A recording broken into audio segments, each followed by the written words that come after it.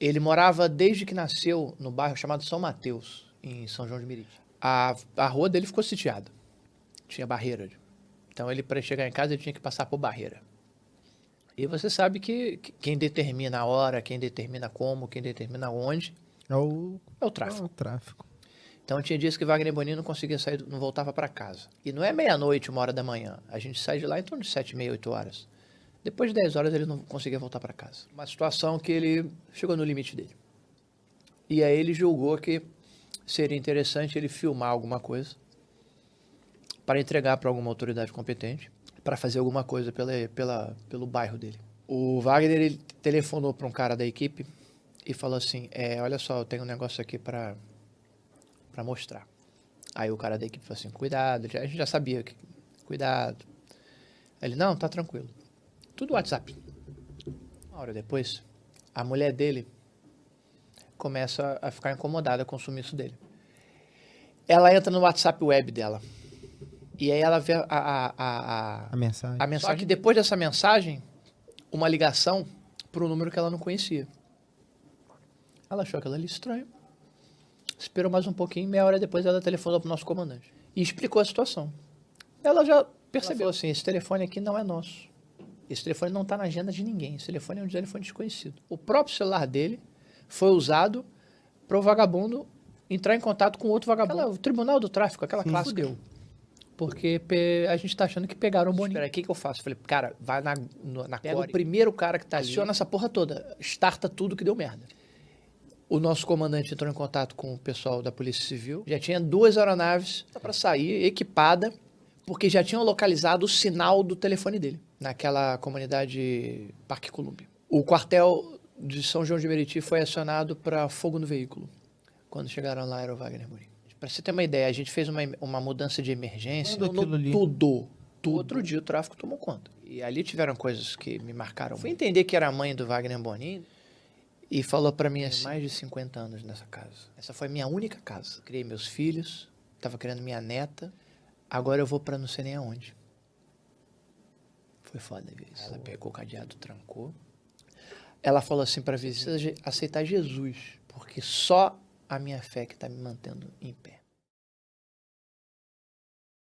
Não sei se você vai poder falar, mas com certeza você soube do caso do bombeiro militar que acabou sendo carbonizado, né? Ele era do meu grupamento, ele é meu colega. Tenho foto com ele, só pegar meu Instagram. Da minha turma. Caramba, ele era... Wagner Bonini, Major Wagner Bonini. E você pode contar pra gente um pouco do que você sabe sobre essa história? Com certeza, pode mandar bala aí, meu irmão. Então vamos lá, é uma história, né? Primeiro não ter nenhum prazer em contar essa história. Mas a gente tem que contar, sim, para as pessoas entenderem o que aconteceu. Acho que ele merece isso. Ele é família. Wagner Bonini é uma pessoa maravilhosa. Bombeiro de carreira. Veio de exemplar, cabo, né? Veio de cabo. Sargento. Segundo sargento. Fez uma prova para oficial, a minha prova. Passou para oficial. Até chegou a major com a gente. Enfermeiro 01 no CTO dele. E depois disso eu falo que quem quer ser 01 no CTO, para passar por mim, vai ter que lembrar de Wagner Bonini. O que aquele cara fez pelo Corpo de Bombeiros, por toda a sociedade. Cara exemplar, mais do que exemplar. O cara que sabia o que era excelência. Sabia. E buscava constantemente isso aí. Ele morava desde que nasceu no bairro chamado São Mateus, em São João de Meriti.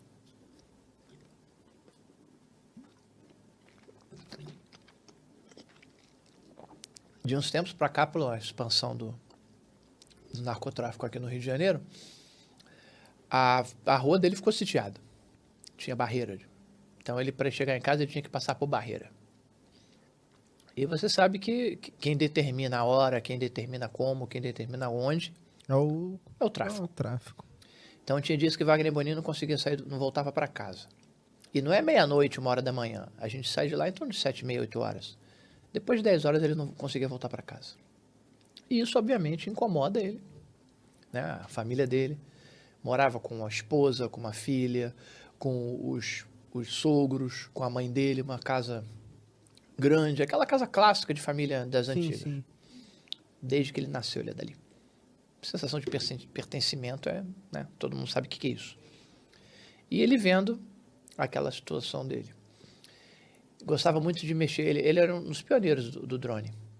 Gostava muito de mexer, ele tinha uma firma de captação de imagem de drone, ele adora isso, adorava. Uma pausa só para poder... Os traficantes sabiam que ele era bombeiro? Obviamente. Muito provavelmente. Todo traficante sabe de tudo. Eu sei que teve uma situação que ele chegou no limite dele. E aí ele julgou que seria interessante ele filmar alguma coisa para entregar para alguma autoridade competente, para fazer alguma coisa pelo bairro dele. E nessa hora o traficante, o vagabundo lá, pegou ele dentro do carro dele, dentro do carro do pai dele.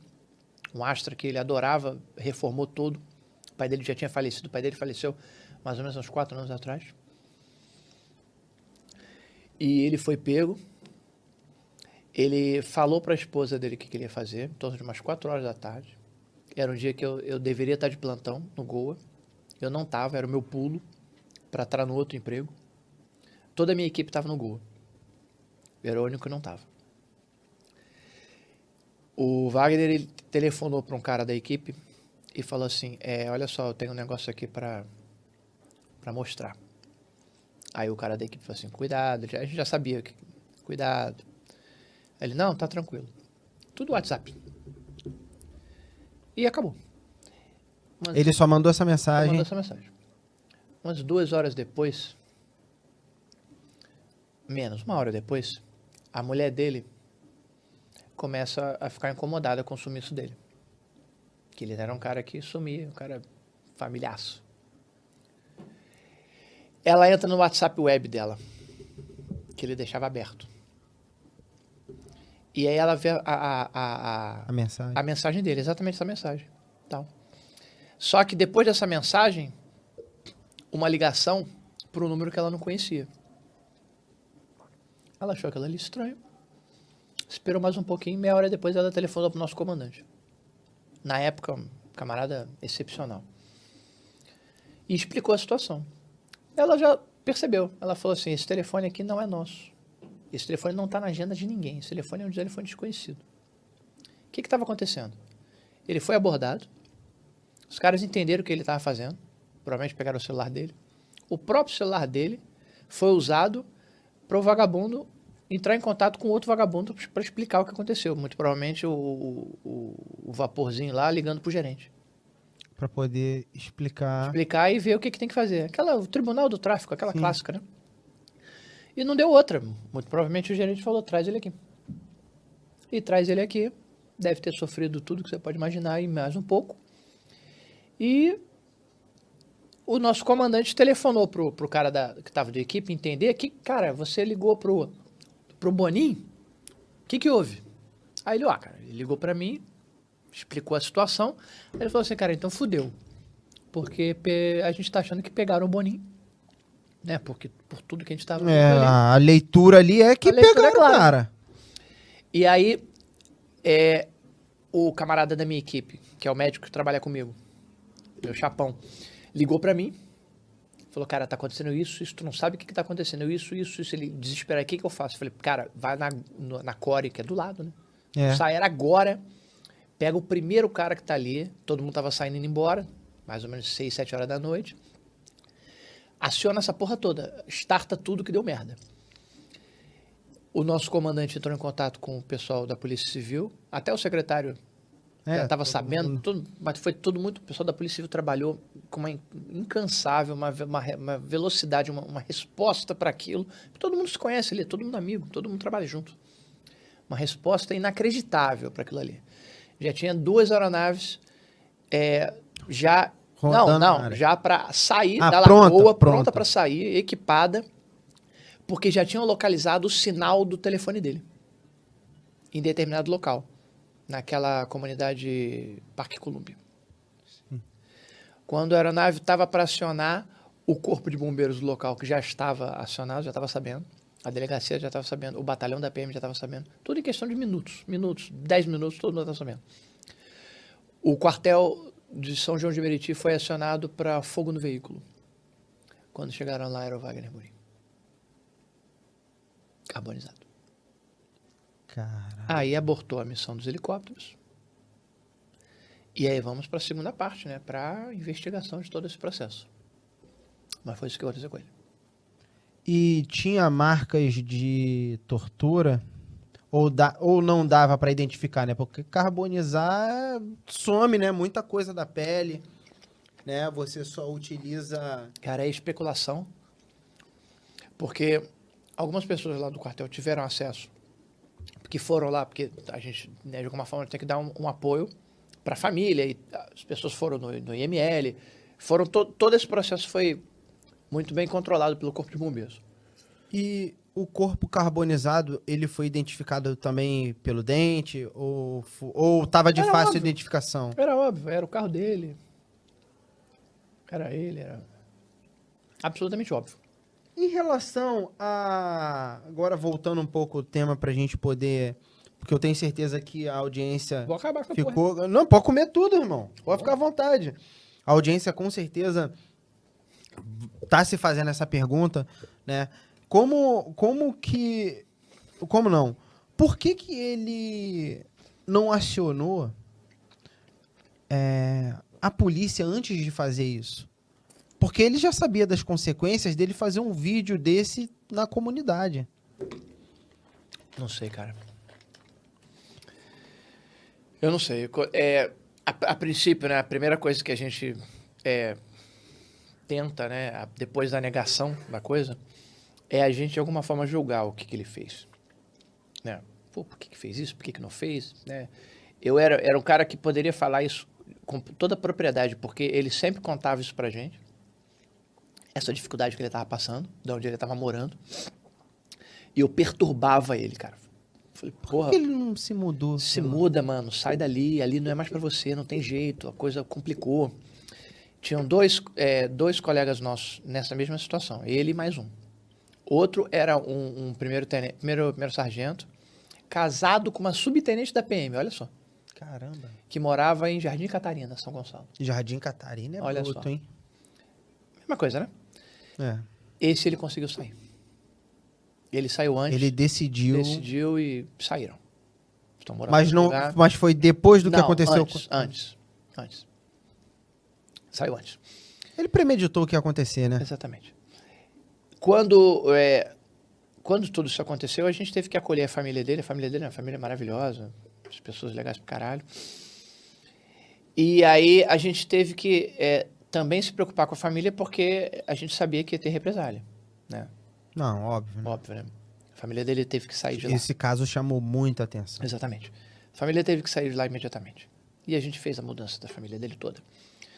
Quando eu cheguei, porque eu fiz questão de ir lá na mudança, eu vi que grande parte das minhas inquietações, dos meus julgamentos, né, eram equivocados. Porque ele era um arrimo de família, volto a falar, ele morava com a esposa, uma filha, a mãe, uma senhora idosa já, óbvio, né? O sogro e a sogra dele Morava também lá. morava com eles. São pessoas que tiveram sequelas consideráveis de problemas neurológicos Por graves. conta disso. Não, Não, eram acamados. Da vida. Acamados. Menor possibilidade, assim, de...